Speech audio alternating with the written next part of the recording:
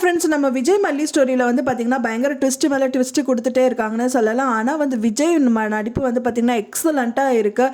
யாராக இருந்தாலும் பார்த்தாலே அழுதுருவாங்க. ஸோ அந்த மாதிரி வெண்பாவோட பாசத்தை வந்து அவ்வளோ அளவுக்கு வந்துட்டு எக்ஸ்ட்ராடினரியாக வெளிக்காட்டியிருக்காரு.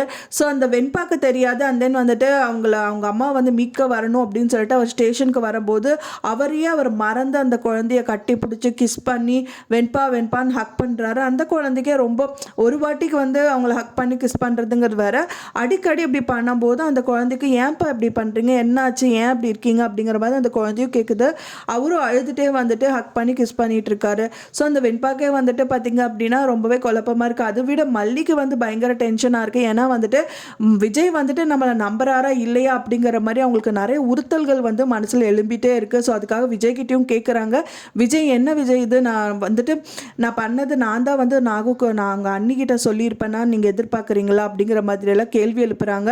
ஆனால் வந்து அவங்க ரொம்ப எமோஷ்னலாக ஃபீல் பண்ணுறதுனால வெண்பாவை வந்துட்டு கதிரேஷன் கிட்ட வந்துட்டு இந்த மாதிரி விட போகிறேன் அப்படிங்கிறது அவனால் சொல்லவும் முடியாமல் வெல்லவும் முடியாமல் அவர் ரொம்ப சங்கடமான நிலையில் தள்ளப்பட்டிருக்காரு. அது மட்டும் இல்லாமல் போதும் பெண்ணை சித்தி வந்துட்டு பார்த்தீங்கன்னா மல்லி காலில் விழுகிறது இன்னும் டென்ஷன் ஆகுது விஜய்க்குன்னே சொல்லலாம். ஏன்னா வந்துட்டு யார் குற்றவாளின்னு தெரியணும் அப்படிங்கிறதுக்காக தான்ப்பா நான் அப்படி பண்ணேன் அப்படின்னு சொல்லிட்டு மல்லி காலில் விழுக பார்க்குறாங்க. இருந்தாலும் அதை வந்து ஏற்க முடியல. ஆனால் அதுக்கு மேலே அவருக்கு ஒரு சோகம் என்னன்னா தன்னோட குழந்தைய வந்துட்டு கதிரேஷனுக்கு விட்டு கொடுக்கணுமே அப்படின்னு சொல்லிட்டு அவர் வந்து அது பெருசாக பொருட்டாக நினைக்காம வந்துட்டு வீட்டுக்குள்ளே போயிடுறாரு. அப்போ தான் இந்த கேள்வி வந்து மல்லி வந்துட்டு விஜய் கிட்ட கேட்குறாங்க.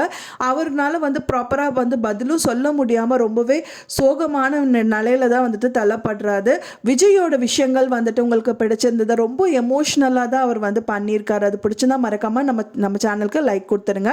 மேலும் உங்களோட கமெண்ட்ஸ் எல்லாமே வந்துட்டு எனக்கு மறக்காமல் ஷேர் பண்ணுங்கள் ஃப்ரெண்ட்ஸ். நான் சொன்ன தகவல் உங்களுக்கு பிடிச்சிருக்கும்னு நினைக்கிறேன் ஃப்ரெண்ட்ஸ். பிடிச்சிருந்தா மறக்காமல் லைக் பண்ணுங்கள், ஷேர் பண்ணுங்கள், கமெண்ட் பண்ணுங்கள். மேலும் இன்னொரு மல்லி சீரியல் அப்டேட்டோட நெக்ஸ்ட் மீட் பண்ணுறேன். தேங்க்ஸ் ஃபார் வாட்சிங் மை வீடியோ ஃப்ரெண்ட்ஸ். நெக்ஸ்ட் வீடியோவில் பார்க்கலாம்.